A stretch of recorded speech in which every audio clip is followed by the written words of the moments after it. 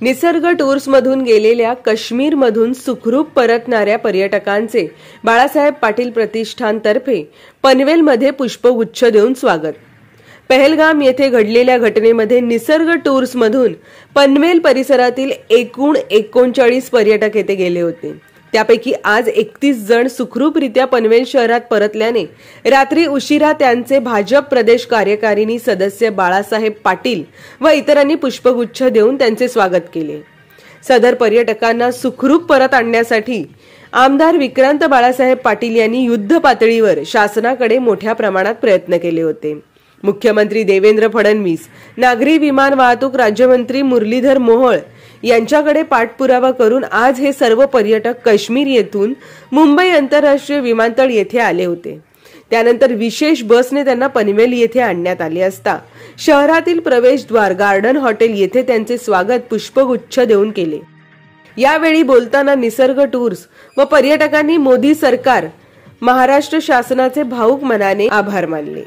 मनापासून आभार सगळ्या मंत्रिमंडळाचेच म्हणूया, कारण का अनेक जण ह्याच्यासाठी प्रयत्न करत होते। आणखीन अतिशय मोठा आधार लाभला। आजपर्यंत मी कुठेही कधी असं बघितलं नाही की सरकारी मंत्रिमंडळ किंवा मंत्री लोक इतकी काळजी घेत आहेत। समोरनं फोन येत होते, आम्हाला काही मागे लागायला लागलं नाही। समोरनं सगळ्यांचे फोन येत होते, एकनाथ शिंदेच्याकडनं येत होते फोन, त्याच्यानंतर देवेंद्रजींचे पीए त्यांचे फोन येत होते, मोहोळ साहेबांच्याकडनं फोन येत होते। आय हॅव नेव्हर सीन, असं कधीही आम्ही बघितलं नाही की सरकारी यंत्रणा एवढी मदत करू शकते किंवा सरकार एवढं मदत करू शकतं। शब्दशः आम्हाला बोलण्याला शब्द नाहीत आमच्याकडे। ती परमेश्वराची कृपा आहे म्हणूनच इथपर्यंत आलो, अदरवाईज काही होऊ शकलं असतं। इतकी मोठ्या प्रमाणावरती 100 राऊंड फायर केला त्या लोकांनी आणि त्यातनं बचावले। देवाची खरंच आभार। दिलीप देसले दुःखद घटना होती, म्हणजे एकच दिवस आमची साधारण ओळख झालेली होती आदल्या दिवशी आणि दुसऱ्या दिवशी त्यांच्याबरोबर हे घडलं। त्यामुळे म्हणजे नाही म्हटलं तरी एक दिवसात बऱ्यापैकी रिलेशन झालेलं होतं आणि तसं बघायला गेलं तर दोष नाही, तरी सुद्धा ते दुर्दैवाने त्यांच्या बाबतीत घडलं आणि ते सर्वात जास्त एक्साइट होते। तसं बघायला गेलं तर 64 इयर्स होतं त्यांचं, पण इव्हन ते माझ्या बायकोला म्हणजे 28 वर्ष हिला सांगवते, अगं तू कशाला घाबरतेस घोड्यावर नाही यायला, चल आम्ही एवढे जातोय, मला काही नाही होत, तुला काय होणार आहे, चल तू म्हणजे ते खूप जास्त एक्साइटेड होते तिकडे जाण्यासाठी आणि दुर्दैवाने ते त्यांच्याबरोबरच घडलं। अनएक्सपेक्टेडली होळी म्हणजे फायरिंग स्टार्टच झालं। म्हणजे तिकीट काउंटरमधनं आम्ही तिकीट काढून आत गेलेलो होतो, मी आणि माझी बायको स्वतः। आम्ही फोटो काढले आतमधनं, ऑलमोस्ट 10-1 मिनिट आम्ही तिथे होतो। एक फोटो काढला तेव्हा एकदा गोळीचा आवाज आलेला, एक शेवटचा फोटोच्या वेळेला, पण त्यावेळेला असं सांगितलं गेलं की कदाचित हा शिकार झाल्याचा आवाज आहे, लोकल्सकडनं असं सांगितलं गेलं। पण त्याच्यानंतर आणखीन एकदा 2 गोळ्यांचा आवाज झाला आणि तिसऱ्या वेळेनंतर मात्र ओपन फायरिंग, खूप सारे गोळ्यांचा आवाज स्टार्ट झाला। तेव्हा ॲक्च्युली रिकॉग्नाइज झालं की हे काहीतरी वेगळं घडतंय आपल्याबरोबर। आणि आम्ही साधारण एक पाईन वृक्ष जे खूप मोठी एक झाडी आहे, वर पण आहे खाली पण आहे, आम्ही टुवर्ड्स वर गेलेलो म्हणून आम्ही वाचलो। तिथनं आम्ही 7-1 फुटाचं रेलिंग असेल त्याच्यावरनं उडी मारून आम्ही वाचलेलो। पण एक काय म्हणता येईल, आम्हाला जो घेऊन जाणारा घोडेस्वार होता त्यांनीच आम्हाला मदत केली, तो आमच्यासाठी खाली थांबून राहिलेला। आम्ही साधारणतः 100 मीटर परत खाली उतरलो असू तसेच, पण त्यांनी स्वतःहून आम्हाला हाक मारला की मी थांबलोय तुमच्यासाठी, तुम्ही या, तुम्ही माझ्याबरोबर वर आलेलात, मी तुम्हाला खाली घेऊन जातो, आणि तोच आम्हाला खाली घेऊन आला, म्हणून आम्ही दोघं वाचलो। खूप घोडेवाल्यांनी तिथे लोकांना परत आणलं, त्यांच्या जीवावर उदार घेऊन त्यांनी परत आणलं। हे खरंच त्याच्या घोडेवाल्यांचा कौतुक आहे। खरंच एका घोडेवाल्याने आपला जीव गमावलाय, तुम्ही नका मारू त्यांना। आमच्या रोजीरोटीवरती याचा परिणाम होणार आहे, त्याचा तरी विचार करा आणि नका असं काय करू।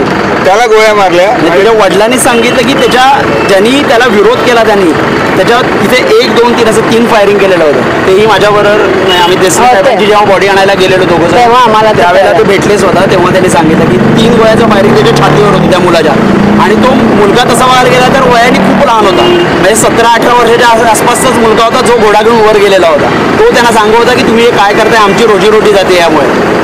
त्यांनी विरोध केला, त्याच्यावरही त्यांनी हल्ला केला। फक्त एकच तो एक मुसलमान आपण म्हणू शकतो, असं म्हणायचं नाही धर्माच्या बाबतीत, पण तो एकच मुस्लिम तिथे मारला गेलेला होता। आमच्या माहितीत तरी 17 जण आम्ही जेव्हा बघितलेल्या बॉड्या तेव्हा, बाकी सगळे हिंदू टार्गेट किलिंग होतं। खऱ्या अर्थानं मी आता 37 प्रवासी आपल्या पनवेलमधून गेलेले होते आणि या ठिकाणी आज एवढा एका वेळेला आपल्याला दुःखही झाले, काही दुर्दैवी घटना इतक्या झाल्या की त्याच्यामध्ये आपण सगळे दुःखात टाकला. हिंदुस्थान दुःखामध्ये बुडलेला असताना काही देवाचे उपकारही मानले पाहिजेत आणि त्याचं मला असं वाटतं की त्या देवाच्या उपकारामुळं आज आमच्या पनवेलमधनं गेलेले हे 37 सगळे पर्यटक सगळे सुखरूपपणे पनवेलला आले. आम्ही त्यांची सगळे त्यांच्या घरचे, त्यांचे आप्तेचे, त्यांचे मित्र आणि आमच्या पनवेलचे सगळे आम्ही त्यांची वाट बघत होतो. सातत्यानं ह्याच्यामध्ये जर श्रेय द्यायला गेलं तर जसं देवाला आम्ही श्रेय देतो तसं आमच्या देवाभाऊंना सुद्धा आमच्या श्रेय दिलं पाहिजे. आमच्या एकनाथ शिंदे साहेबांना श्रेय दिलं पाहिजे. आमच्या मुरली मनोहर मोहोळ जे आहेत त्यांना श्रेय दिलं पाहिजे. अशा असंख्य त्यांनी सांगितलं आत्ता की असं सरकार मी बघितलं नाही, असे लोक मी बघितले नाहीत. त्यामुळं मी काही भारतीय जनता पार्टीचा आहे म्हणून बोलत नाही, पण ही जी अटॅचमेंट असते ही अटॅचमेंट आमची सातत्यानं पक्षाच्या राजकारणापलीकडची अटॅचमेंट आम्ही सगळ्या घराशी ठेवलेली आहे. त्याचं प्रत्यंतर या सगळ्यांना आलं आणि सगळ्या देवाच्या कृपेने सुखरूप इथं परत आले. म्हणून मी पहिल्यांदा गेल्या सगळ्यांना इतक्या मनावरचा तो आपल्याला इतकं कंट्रोल आता आपलं सगळ्यांचं गेलं होतं. आम्ही वाट बघत होतो एअरपोर्टला सुद्धा तुमच्या तिथं व्यवस्थेसाठी सगळे लोक आली आणि आपण प्रयत्न करत होतो की तुम्ही तुमच्या घरापर्यंत सुखरूप आम्हाला इथपर्यंत आमच्या हातात आहे आम्ही करतोय. जे बाकीच्यांनी सगळ्यांनी सहकार्य केलं प्रत्येकाने आम्ही तुम्हाला जम्मूमधून करताना सुद्धा खारीचा वाटा एक उचलण्याचं थोडंसं भाग्य आमच्या वाट्याला आलं एवढंच या ठिकाणी सांगतो. आणि तुमच्या सगळ्यांचं पनवेल नगरीमुळे मनापासून या ठिकाणी स्वागत करतो. आमच्या मुख्यमंत्री देवेभाऊंचं तर करायलाच पाहिजे, एकनाथ शिंदे साहेबांचं तर करायलाच पाहिजे, मुरली मोहोळ साहेबांचं तर केलंच पाहिजे की स्पेशल फ्लाईटनी 24 तासामध्ये या लोकांना पनवेलमध्ये जम्मू टू पनवेल 24 तासामध्ये या ठिकाणी ही लोक सुखरूप आली. खऱ्या अर्थाने ह्या लोकांचा आपण आभार मानतो आणि देवाच्या तर मानतोच.